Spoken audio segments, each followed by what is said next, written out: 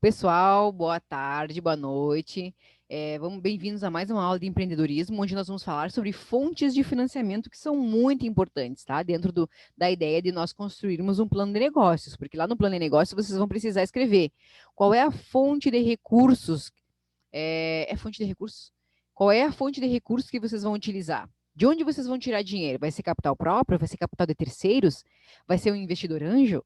Então, é muito necessário que a gente paute isso, né? Que a gente converse sobre isso. Quais são as possibilidades de fontes de financiamento que existem no mercado? Então, antes de nós começarmos, eu vou abrir a janela um pouquinho aqui para pegar a claridade. E agora? Melhorou, né? Melhorou bastante. Então, antes de falarmos quais são as principais fontes de investimentos e como nós podemos adquiri-las, vale a gente fazer uma reflexão, tá? Para nós podermos entender que o investimento de capital financeiro, ele é um meio e não o fim em si. Ele é um meio de nós criarmos uma empresa, estabelecermos essa empresa no mercado e, a partir disso, gerar lucro com ela, que é o objetivo final da empresa, né? Ter lucros, obter lucros. Então, é muito importante nós pautarmos isso em função, muitas vezes, de que as pessoas pensam que recebem um dinheiro, por exemplo, ganham na loteria, ou recebem uma herança, ou vendem um imóvel, vendem um carro, e investem aquele dinheiro ali achando que vai ser a solução dos problemas. E não. Esse é um meio de nós desenvolvermos uma ideia, implementarmos um negócio, e a partir desse negócio, ser autossustentável e retornar esse investimento inicial. Tá? Por isso da ideia, quando nós falamos de negócios autossustentáveis, de negócios com rentabilidade a longo prazo, porque eles precisam sobreviver, o negócio precisa ser modelado, precisa ser criado para sobreviver por si só, independente do capital inicial investido. Tá? Por isso a gente diz que é um meio e não um fim. O dinheiro, nós temos que entender também, né, antes de começarmos a falar sobre isso, que o dinheiro é uma moeda de troca das relações comerciais e o principal meio pelo qual adquirimos produtos, serviços ou experiências. Tá? Por isso, a busca por uma fonte de investimento é uma via de mão dupla. Por quê? Porque esse dinheiro ele precisa retornar, pessoal. Não é porque é meu dinheiro, às vezes é um capital próprio. Não, eu não pedi emprestado no banco nem nada, é meu, é um capital próprio. E eu acho que aquele dinheiro não precisa voltar, ele precisa retornar. Não é só porque é um investidor de fora que eu vou ter que pagar ele, devolver esse dinheiro. Não. Se sou eu também preciso retornar esse dinheiro. Tá? Buscamos o capital para aplicar em algo com o objetivo de gerar um retorno, ou seja, o capital irá proporcionar o desenvolvimento de alguma atividade para gerar algum resultado, tá? E a partir do momento em que esse dinheiro, esse investimento inicial, ele gera algum resultado, esse dinheiro precisa retornar para a sua fonte inicial. Mas como podemos saber se o retorno gerado pelo investimento adquirido é bom ou ruim? E será que realmente compensa receber esse investimento de capital? Vamos ver, né? Isso vai depender da ideia de negócio que se tem, vai depender. O vento está forte aqui. Vai depender da ideia de negócio que se tem, vai depender da quantidade, do tempo que esse valor, esse investimento vai demorar a retornar. E atenção, pessoal, financiamento é um dos pontos mais importantes na vida do empreendedor. A capacidade de conseguir captar dinheiro é o que pode separar o que é apenas uma boa ideia de um negócio de sucesso. Também é o que permite que uma startup se torne uma grande companhia que desperte interesse de outras empresas ou até mesmo tenha a possibilidade de abrir o seu capital. Aqui estou dando o exemplo da startup, mas isso vale para qualquer tipo de negócio, né? Quando a ideia de negócio ela é boa, ela é promissora, e eu tenho uma modelagem de negócio bem desenhada, contundente, né? É um negócio que realmente é acessível, ele pode ser facilmente implementado e pode ter retorno muito mais rapidamente, quando se percebe isso, ele tem um potencial de captar dinheiro muito mais fácil, muito mais facilmente. E isso é percebido pelo mercado, né? Isso é muito facilmente percebido pelo mercado. E um exemplo que eu posso dar para vocês, assim, real, é daquele programa de televisão que é dos tubarões, que é o Shark Tank. Pessoas, empresários, investidores que são acostumados nesse ramo, investidores anjo, eles conseguem captar a essência dos negócios de boas ideias. negócios que podem se propagar facilmente, ou serem implementados facilmente, terem uma adesão do público consumidor muito mais rápida e em massa, né? Ter muito mais escalável, né? Mais facilmente.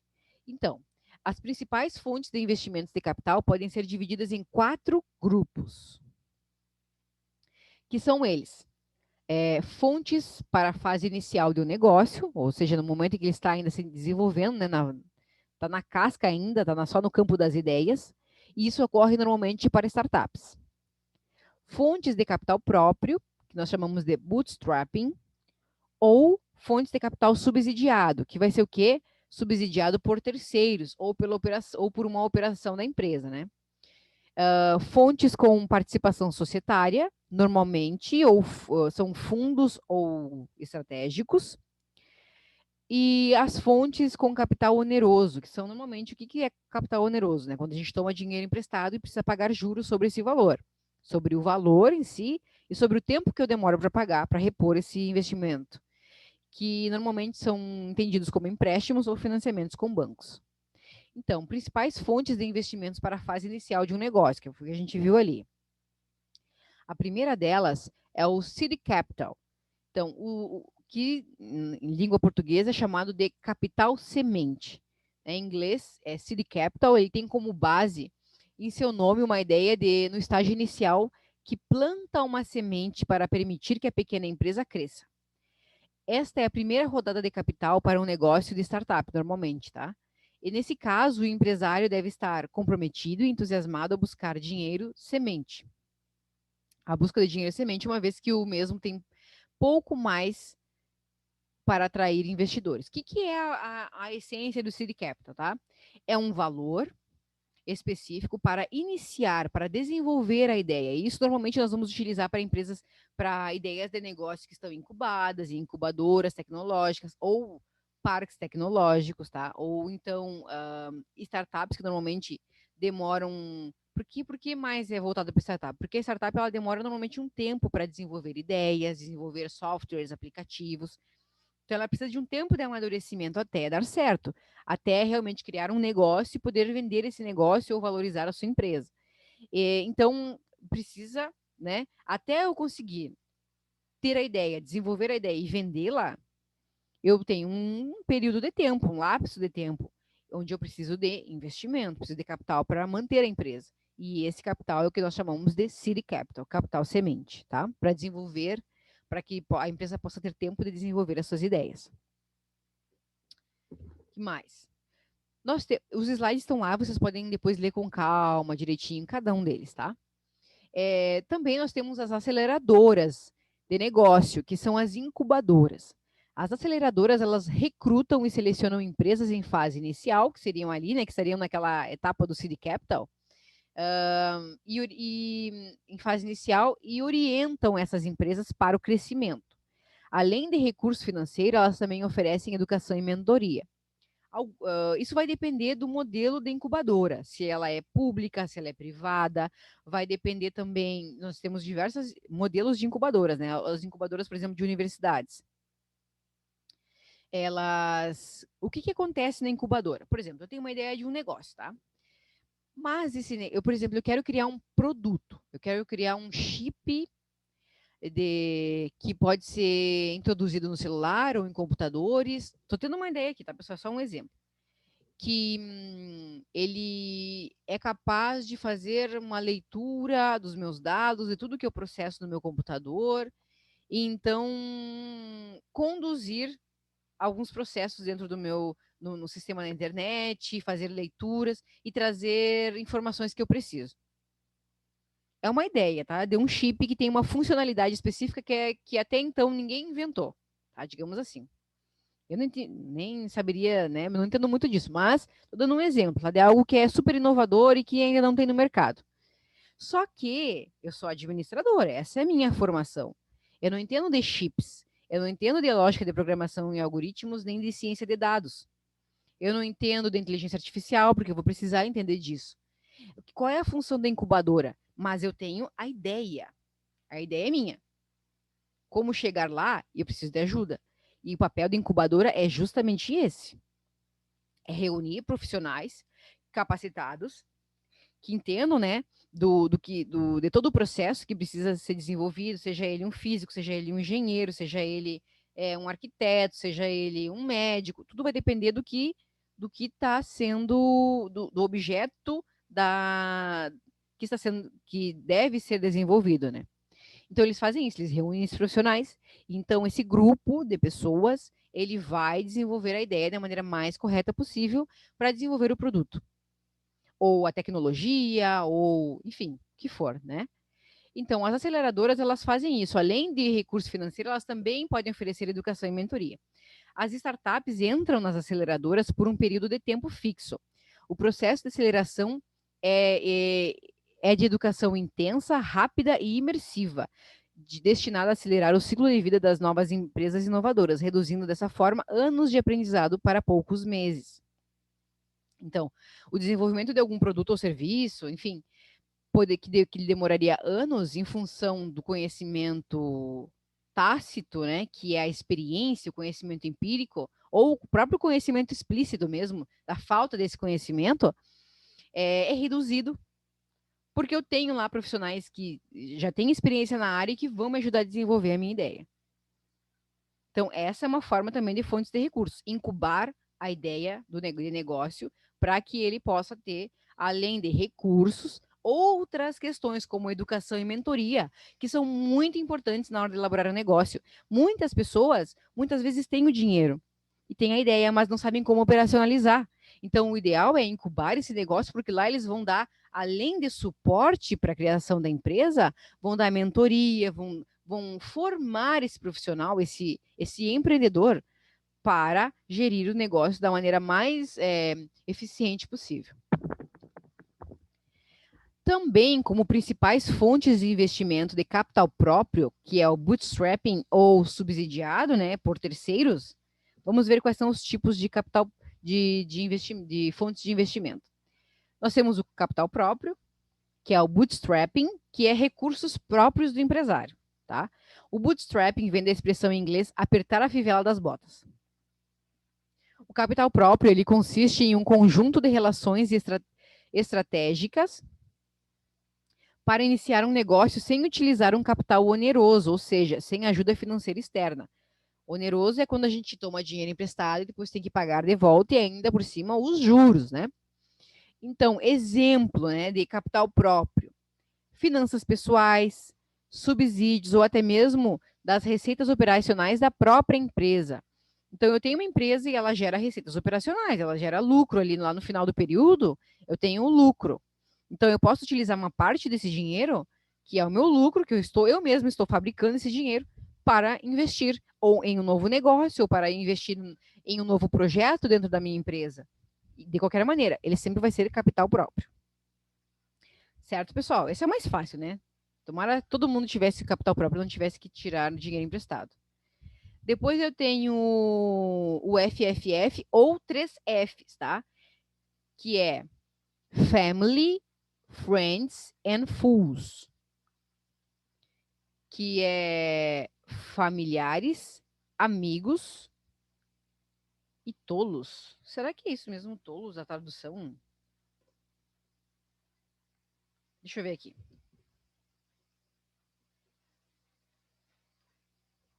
Meu Deus, é tudo aqui. Deixa eu dar uma olhadinha aqui, pessoal. Não custa nada a gente ver ali qual é a tradução.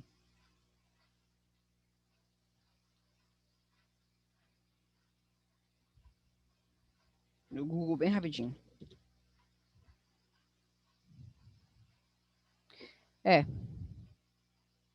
É tolos mesmo.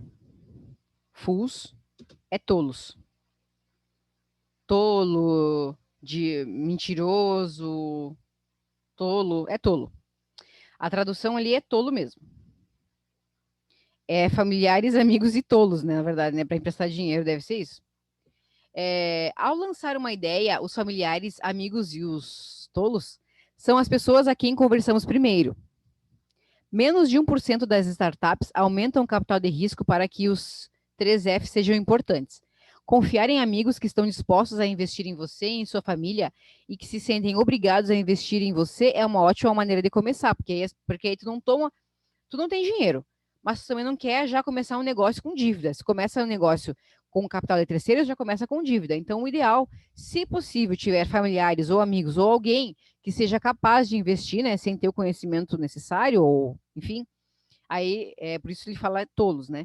É melhor, ainda assim é melhor do que tomar dinheiro emprestado de terceiros com capital oneroso, tá?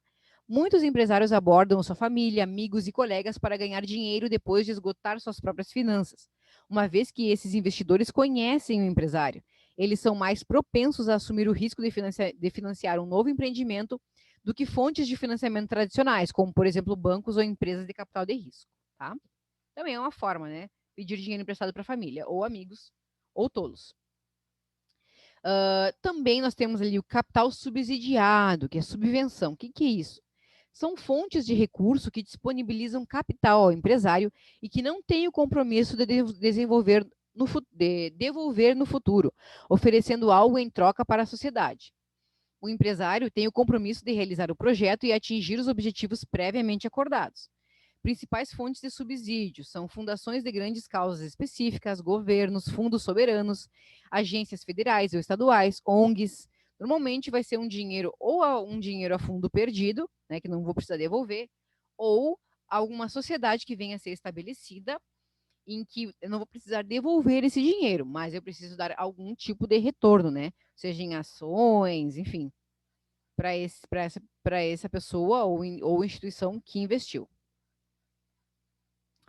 Parcerias estratégicas também é uma fonte de financiamento, são ações comerciais com empresas que se relacionam com o seu negócio. O primeiro passo para criar parcerias estratégicas é identificar complementariedade. Com que empresa que poderia complementar, né? Quem mais pode se beneficiar com o seu produto? E fazer uma proposta com um diferencial para as duas empresas, né? Tem que ser bom para as duas empresas a parceria estratégica. Para identificar empresas potenciais para parcerias estratégicas, basta desenhar a rede do seu negócio, identificar os segmentos-alvo e buscar as parcerias. Identificar de quem normalmente vocês ou vocês compram, ou são parceiros, até mesmo concorrentes, tá? Principais fontes de investimento com participação societária ou capital oneroso. Então, primeiramente, nós iremos tratar das fontes de investimento com participação societária, que são processos de negociações entre organizações ou pessoas físicas, né, cotistas, visando transferir as cotas sociais de uma empresa para outra empresa ou para uma pessoa física que venha a investir como sócio.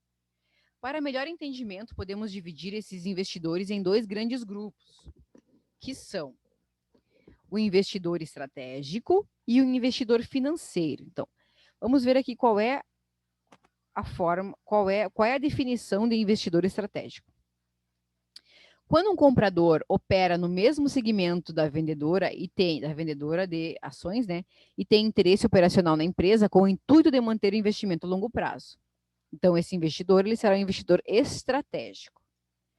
Já o investidor financeiro é aquele que, quando o comprador tem interesse focado em maximizar o retorno por meio da retirada de dividendos e ganhos de capital na venda do ativo em curto e médio prazo.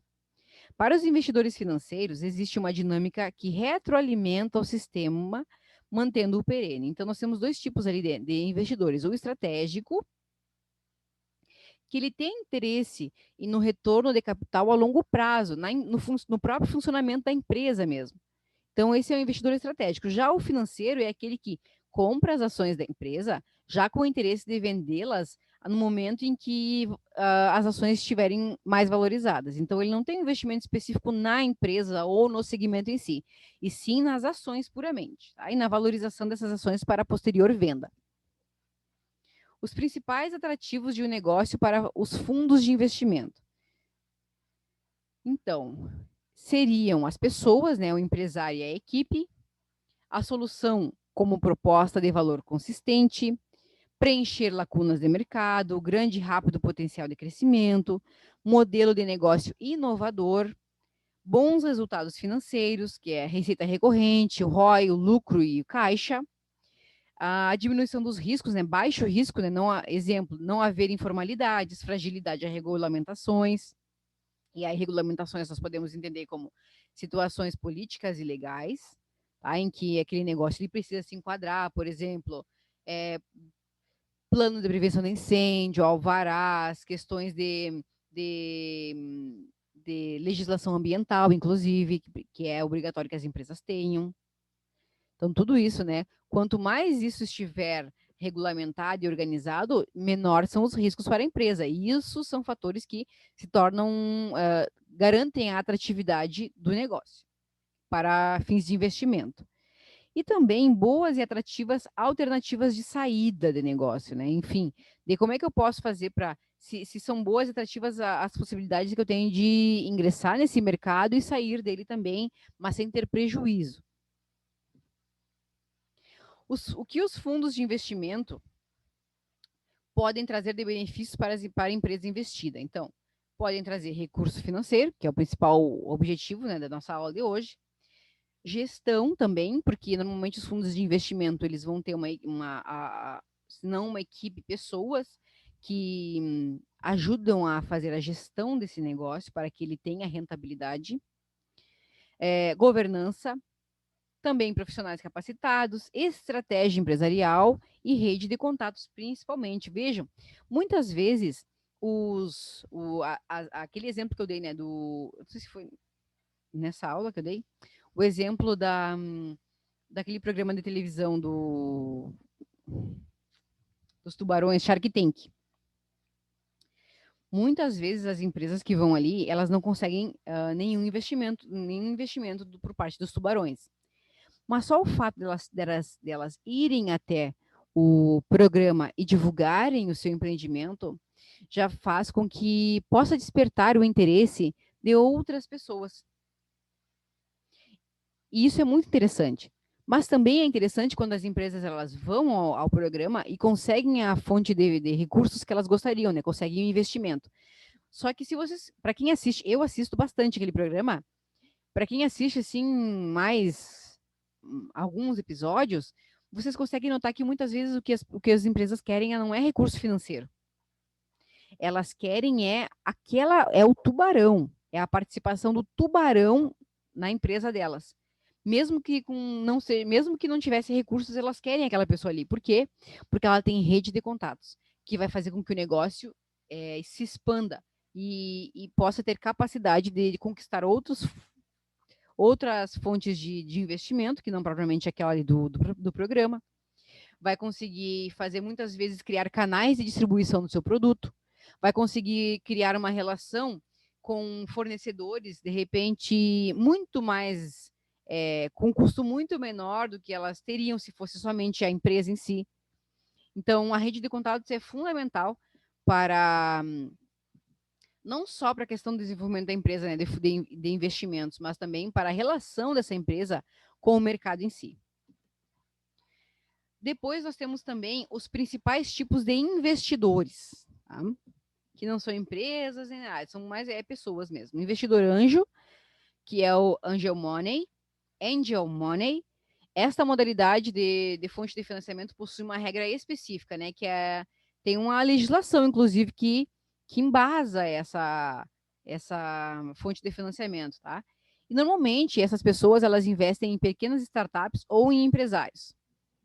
Os investidores anjos eles fornecem condições mais favoráveis em comparação a outros credores, tanto para o empresário quanto para o próprio investidor. Esses investidores estão focados em ajudar as startups a dar os seus primeiros passos e não tão objetivamente os possíveis lucros que podem obter o negócio em curto prazo. Normalmente, as pessoas que são investidores anjos, eles são empreendedores seriais. Lá no início da nossa disciplina, eu trabalhei os tipos de empreendedores, né? Vocês devem lembrar. E ali nós tínhamos o empreendedor serial, que é aquele que a grande sacada do empreendedor serial é a emoção que ele tem na criação de novos negócios. E não propriamente o lucro que vai se ter com esse negócio, com um negócio em si ou com vários. Então, essa é a lógica do Angel Money. Ele gosta dessa adrenalina, de criar um novo negócio, de implementar, do desafio. E por isso as pessoas normalmente fazem isso, não tão em função do lucro que vai se obter. Porque muitas vezes, dependendo da negociação que se faz com o investidor anjo, ele pode permanecer na empresa como sócio, mas ele também pode somente recuperar o capital investido e fazer com que a empresa funcione sozinha depois. Então, isso vai depender do tipo de negociação que é feito. Nós também temos o crowdfunding equity. Essa modalidade de investimento é conhecida como financiamento coletivo. Isso é as famosas vaquinhas, né, da internet. Pois a captação é feita por meio de microinvestidores, normalmente via internet, onde os mesmos recebem participação da sociedade. Geralmente, as plataformas dessa modalidade de investimento liberam um recurso após atingir um valor pré-definido, que é a meta, né, da vaquinha, diminuindo assim o risco de microinvestidores.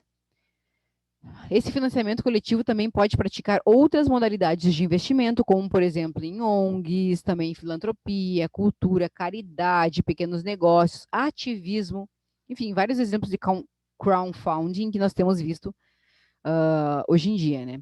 Normalmente, eu, pelo menos, vejo na internet muito para caridade, para ajudar em problemas de saúde, quando as pessoas estão com problema, ou às vezes quando uma casa pega fogo e aí a pessoa perde tudo e aí as pessoas fazem uma vaquinha para ajudar.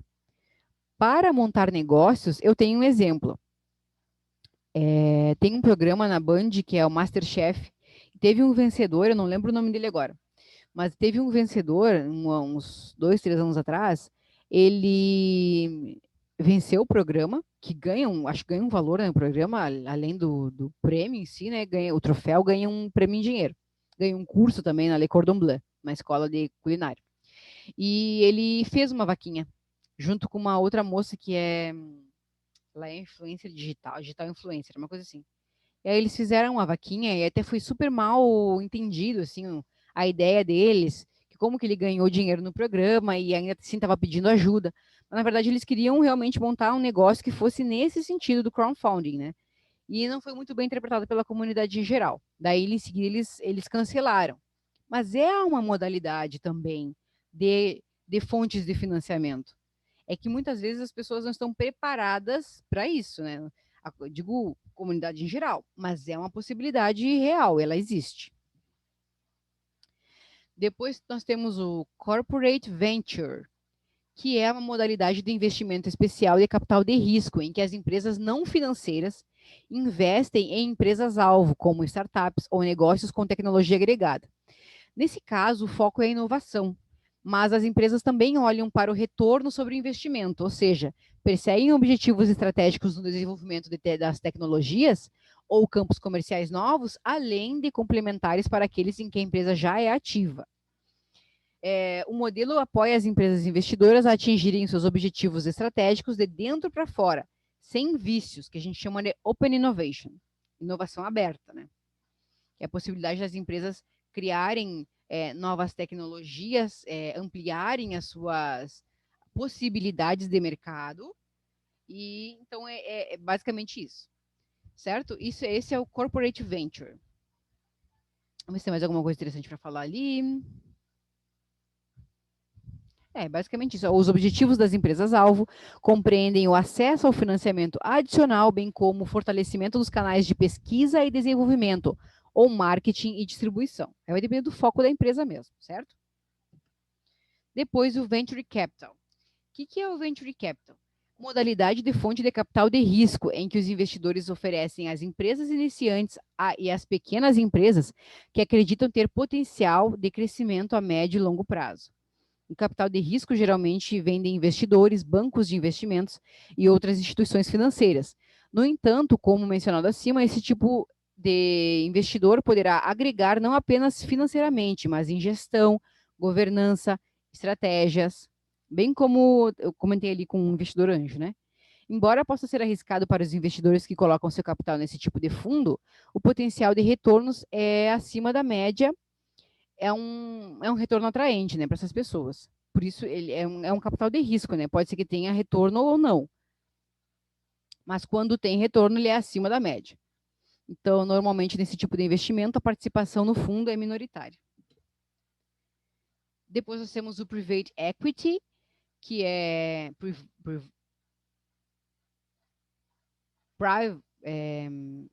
private, não. É private. A pronúncia não é private, é private ou equity. É uma fonte de capital de investimento de pessoas e instituições de alto patrimônio líquido, com o objetivo de investir e adquirir participações em empresas de maior porte. Então, os gestores dessa modalidade de fonte de financiamento, né, private equity, coletam fundos e gerenciam este capital para produzir retornos favoráveis para os seus clientes acionistas, geralmente com um horizonte de investimento entre 4 a 7 anos, tá? Esses fundos eles podem ser usados na compra de ações de empresas privadas ou de empresas públicas. Depois nós temos o IPO. O termo IPO, derivado do inglês Initial Public Offering, que quer dizer oferta pública inicial. O IPO é a primeira vez que as ações da empresa privada são oferecidas ao público por meio de uma bolsa de valores. Então, quando normalmente a gente fala né, da empresa de capital aberto. Quando ela abre capital, é isso, é o IPO, é a oferta pública inicial. Geralmente, os IPOs são emitidos por empresas com grande potencial de crescimento que buscam capital para expandir, mas também podem ser feitas por grandes empresas privadas que procuram tornar-se negociadas publicamente. Tá? Normalmente, empresas de capital aberto vão ser multinacionais, empresas de grande porte, né? Que têm possibilidade de ter ações divididas em muitas partes e com um valor agregado que possa influenciar diretamente na empresa. As principais fontes de financiamento com capital oneroso agora, né? Onde a gente toma empréstimos ou financiamentos para poder abrir os nossos negócios. Então, antes de falarmos das fontes de financiamento de capital oneroso, precisamos saber se o retorno que ela irá gerar compensa o custo, né, que são os juros. Para isso, sem dúvidas, o indicador mais completo para analisar se o investimento é positivo ou negativo a uma empresa é o seu valuation, pelo método do fluxo de caixa descontado, pois ele irá contemplar todas as nuances dessa decisão, além de mostrar a capacidade futura de geração de caixa e o risco de sua utilização. Então, vamos ver. Existe uma forma financeira mais simples para identificar se esse capital é viável ou não, que é o indicador chamado ROI, do inglês Return on Investment, que significa retorno sobre investimento. Aí vamos ver aqui, pessoal, mas qual é a quantidade de retorno que o capital irá gerar sobre o valor investido? Para isso, precisamos saber como calcular. Então, vamos calcular o ROI, para saber se vale a pena nós tomarmos um empréstimo para abrir negócio, tá? Então, o ROI, que é o retorno financeiro da atividade que foi investido o capital.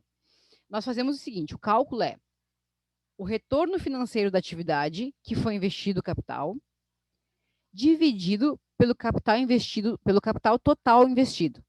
Ou seja, eu vou calcular ali, eu vou mais ou menos estipular o retorno financeiro, né? Na atividade que eu vou ter. E isso ali vocês podem, de acordo com a planilha que nós temos lá na planilha financeira, nos dá ali o valor do VIP, do VPL e TIR, tá? Que é a taxa interna de retorno. Então, eu posso utilizar e nos dá em valor de porcentagem e em valor monetário, tá? O TIR, ali naquela planilha financeira que mais para frente vocês podem ver ali, tem na aula que fala do plano financeiro, aquela planilha ela fornece o tempo de retorno do investimento, oferece o VPL e o TIR. O valor presente líquido, o VPL, e o TIR, que é a taxa interna de retorno. E aí vocês vão pegar aquele valor ali e vocês vão dividir pelo capital total investido. E aí vão ver se esse valor é suficiente para o objetivo da empresa de vocês, tá? Então, imagine que uma captação de 100 mil reais, tá? Uma captação de um empréstimo, né? Ou um financiamento de 100 mil reais. E onde iremos aumentar o retorno financeiro do negócio para 20 mil reais por ano. Então, nós vamos ter o cálculo, né? O valor total do capital investido é de 100 mil. E o retorno financeiro da atividade é 20 mil. Então, eu vou dividir 20 mil por 100 mil, que é igual a 20% ao ano. Isso é suficiente para a empresa de vocês? É o que vocês querem? É o que pretendem? Ter um retorno de 20% ao ano? Querem de 30%? Então, vocês vão ter que ver o quanto vão conseguir de retorno financeiro. É tudo com base no retorno financeiro que a empresa vai dar ao longo de um período. que seria um ano, né? Um período, quando a gente fala em contabilidade, é um ano, tá? Um ano contábil. Certo, pessoal? Basicamente é isso, é bem interessante de ver isso, tá? Vocês podem fazer isso, inclusive, lá depois, quando tiverem que fazer o plano financeiro, fazer o cálculo do ROI, porque é muito interessante nós sabermos se qual será o. Qual será. Opa. Qual será o retorno do investimento que vocês vão ter, tá? As principais fontes disponíveis no mercado. Quais são as principais fontes de financiamento de capital oneroso disponíveis no mercado? São empréstimos e financiamentos de todos os bancos, sejam eles públicos ou privados, estão aí disponíveis. Normalmente vocês vão ter que apresentar um plano de negócios para conquistar esse empréstimo ou financiamento de um banco, né? Nós também temos o peer-to-peer lending, ou lending money, também conhecido como empréstimo social, que ele é o P2P, né? Peer-to-peer lending é uma modalidade financeira possível graças à tecnologia, onde permite a um grupo de indivíduos com capital, que são os investidores, emprestarem para indivíduos que precisam do capital, que são os tomadores, né? Sem o uso de uma instituição financeira oficial. Então, é de pessoa para empresa, no caso, ou de um grupo de empresários e investidores que querem emprestar o dinheiro, mas sem a intermediação de uma instituição financeira, tá? A concessão do peer-to-peer lending remove o intermediário do processo, mas envolve mais tempo, esforço e risco do que os cenários gerais de empréstimos convencionais. Algumas soluções oferecidas pelo BNDES, que é o Banco Nacional de Desenvolvimento Brasileiro, e ele oferece muitas possibilidades de financiamento, tá? Então, o financiamento pode ser direto e indireto. O direto, com acesso realizado diretamente no site pelo próprio empresário, vocês entram ali no site do BNDES, conseguem fazer um cadastro, e aí, de acordo com, né, todas os critérios do banco ali do BNDES, vocês conseguem acessar ou não um cartão do BNDES com um recurso específico ali do empréstimo, tá? Ou o financiamento indireto, que é acesso a via agente financeiro, que é o repassador. Pode ser diretamente ou indiretamente através de um banco também. Eu posso acessar recursos do BNDES. Os principais produtos são o cartão BNDES, o Finame, BNDES automático, MPME, que é micro, pequenas e médias empresas inovadoras, e o BNDES FGI, são programas específicos, tá? Alguns são para grandes empresas, outros são para pequenas empresas. Isso vai depender do enquadramento social, enquadramento tributário que a empresa de vocês vai se enquadrar, tá? Pode ser até MEI. MEI também pode conquistar acesso ao BNDES. Basta que tenha, né, que siga todos os critérios e a regulamentação para acessar esses valores. Acabou? Ah, era isso então, pessoal, aqui nossa aula de hoje, tá? Não vou mais me prolongar, mas é muito interessante se vocês quiserem entrar no site do BNDES para procurar mais informações, eu recomendo porque é bem interessante a gente ver as possibilidades que existem, né? E são reais. Tá, pessoal? Até a próxima aula, então.